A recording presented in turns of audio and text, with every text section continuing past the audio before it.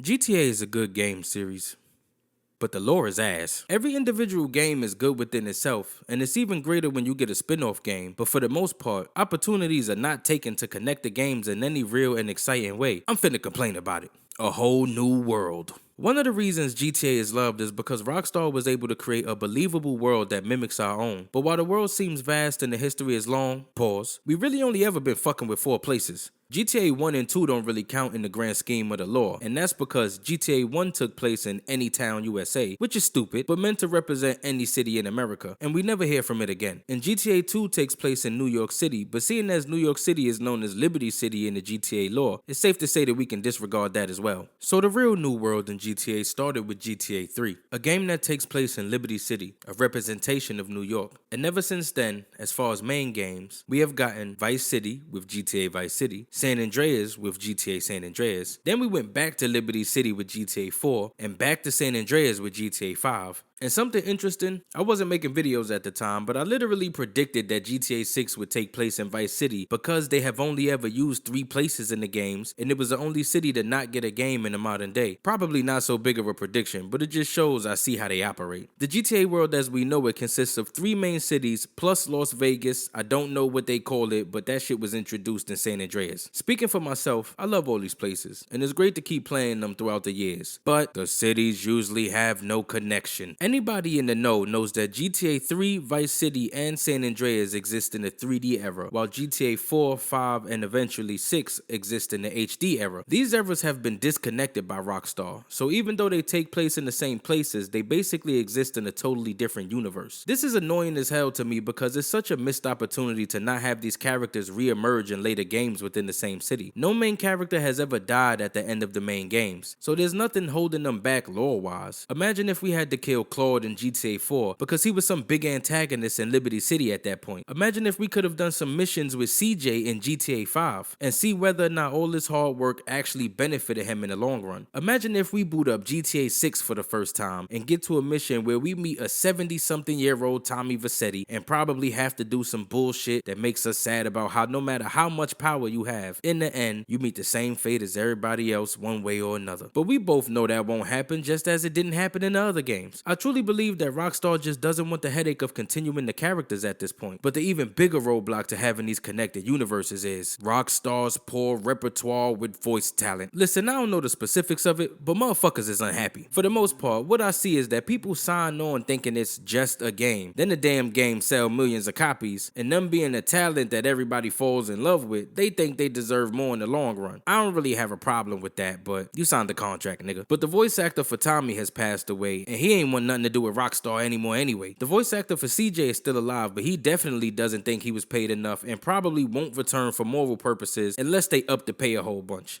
And GTA 3 had no voice actor, so there would be nobody to bring back for that. You see, Claude popped up in San Andreas, and that's fine because the story took place after all those games anyway. But even though he pops up, we don't do anything with him. They just had to draw that nigga. And this poor voice actor repertoire issue that causes main characters to not exist in the next game extends to GTA 5 as well. Because the voice actor for Nico also has some grievances, probably also over money. So he don't want nothing to do with Rockstar, and Rockstar don't want nothing to do with him. So instead of getting Nico Bellic with at the very least a different voice actor, we got a Facebook profile of the dude, and we get to see the biker from GTA 4 for about 3 minutes before Trevor stomps his face in, and we kill every single nigga in the whole gang from that one GTA game that was too difficult for me to beat. I ain't gonna lie, I done bought and sold every single version of GTA 4 multiple times cause the driving too real, nigga. I can't shoot for shit. I'm not good at games. Again, Claude is in San Andreas for a few seconds, but no other main character is in a different game in their own universe. Though we did get side games that include various different side characters, as well as Rosenberg from Vice City popping up in San Andreas and Catalina from GTA 3 doing the same. Damn, CJ was getting around. But I'm sure the decision to put him in the game was made a lot more easy when they thought about the fact that they didn't have to get any dude to return to do the voice. GTA 6 hopes. After realizing just now that San Andreas had its moment to respect and incorporate both main games that came before it, I really hope that GTA 6 will have something that connects it to GTA 4 and 5. Even one mission each will make it so memorable. And this is what I hoped even before they announced that they were going to Vice City. City. I hope that they would go to Vice City because it was the last city they didn't revisit, and I hope they would commemorate their history by allowing you to travel between all the main cities from the game series, and even allow you to do something like 3 missions each with legacy characters, none of which have been confirmed to be dead. This feature would serve 2 purposes. Cut down on the amount of dead space we had in GTA 5 with the large areas of realistic forest and highway zones, and replace that with airports and multiple main cities, as well as to serve as a stronger foundation for an online component if they end up running it for 10 years like they did with GTA Online. No matter how interesting the missions in GTA 5 Online were, they mostly took place in the same environment we all saw for a decade, with the exception of the newly created areas, but those weren't open world areas. They were loaded in locations that you loaded out of once you finished your objective. They were basically that one island from GTA 3 where you robbed the bank but you couldn't get back unless you modded the game. But imagine GTA 6 gets released and they run it for 10 years due to the online, but instead of driving through wilderness for hours on end, moving packages back and forth like you FedEx, you do important stuff like hit the airport and go help CJ, who in his old age recently became a Jehovah's Witness and wants to go preach to the young homies. But the young homies disrespectful, and they remember just how CJ killed their granddaddy, so now y'all gotta get into a shootout with the young homies in the name of Jesus. There would be no other reason to include the other cities if we don't get legacy characters, and if we don't get the rest of the cities, then all we have to look forward to is hopefully a well-made campaign with a poorly made online mode that we only play because there's no other fun open world game well made enough to cover that need. Keep in mind that we love Saints Row. I grew up on San Andreas and Vice City, but Saints Row seemed like a way more real game, with a way more realistic gang and criminal story. Niggas ain't on jetpacks. Niggas ain't using RC helicopters to blow up buildings or using cell phones to assassinate CEOs. We just over here taking over a gang and getting rid of our enemies. That's why I was really thrown off by Saints Row 3. And I'm only bringing this up because I told you what I hope for GTA 6, but this part will hopefully contextualize my fears. Saints Row 1 and 2 were very realistic. They had their ridiculous parts like the insurance scam and Zombie Lynn, but at the end of the day, the main story was straightforward with both games. We get to the third game and they decide to make the whole game about the most ridiculous parts of the first two. We have very specific gang factions in the other games, and even though those gangs dressed a certain way because of deep beliefs tied to their leader, in part 3 we get interesting looking people with surface level reasons for why they look like that. One gang is controlled by a wrestler, so everybody dresses like wrestlers. One gang has a genius tech leader, so they all gonna wear glowy tech shit. And the other nigga is a businessman, so guess what his faction wear?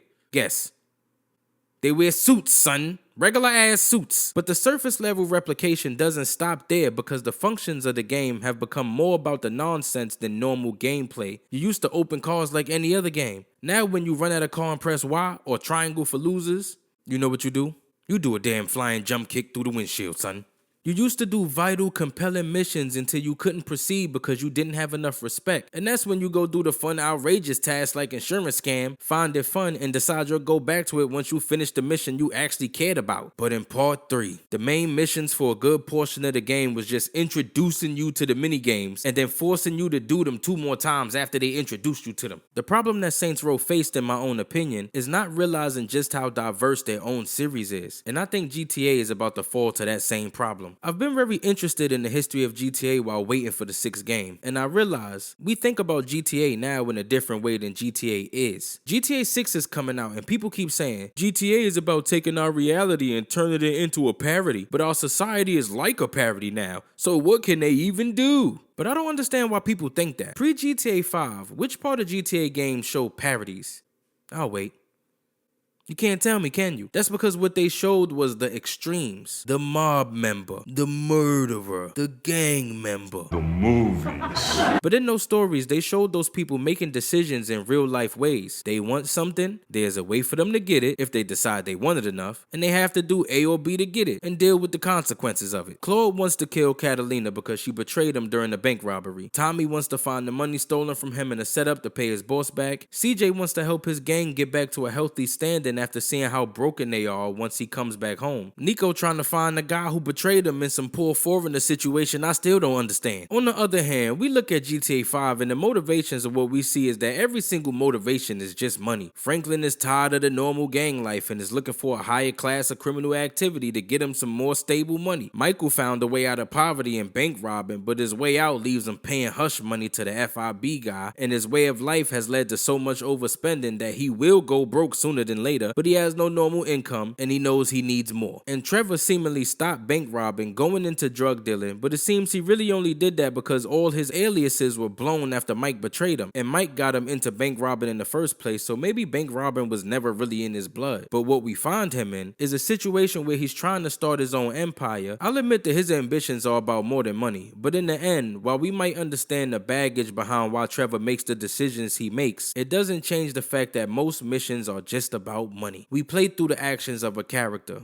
We don't play through the mental state of a character. This ain't a novel, it's a game. And in GTA 5, everything we do is an effect of a specific character, allowing their mental state to be the foundation of why we are doing what we're doing, instead of allowing a mentally flawed man to expose his mental state in a situation that arose through no direct fault of his own. A situation that only arose due to them tying themselves to the criminal underworld at a very young age like Tommy or Claude, or damn near never having a choice and being born into it like CJ. And I think this was the first sign that GTA has changed, and the thing that matters most. Switching up once public opinion changed, baby. For the entire history of the GTA games, they have done exactly what they wanted to do with the game. But for the first time in their history, doing too much wrong in the eyes of the public can destroy your entire company. So while they were still able to make a good game with GTA 5, while clearly not understanding the character structure of the previous works, today is a different time. We are post-woke, post-whatever wave feminism we on, post-LGBT, so now Rockstar has to react to the strong voices of all those movements. But the crazy part is, games in general take so long to make that while GTA 6 has been in development, all this woke shit has ceased to be so relevant. So they just possibly spent 2 years developing a game to adhere to public sensibility that was on its way out. And I'm honestly afraid of these two things. Thinking the whole GTA franchise is all a big parody, and thinking they need to tone down something to avoid cancellation, with the added on fact that we have seen firsthand where all gaming is heading, I almost can't even get excited for the game. But I'm still gonna buy it, cause I'm a jackass.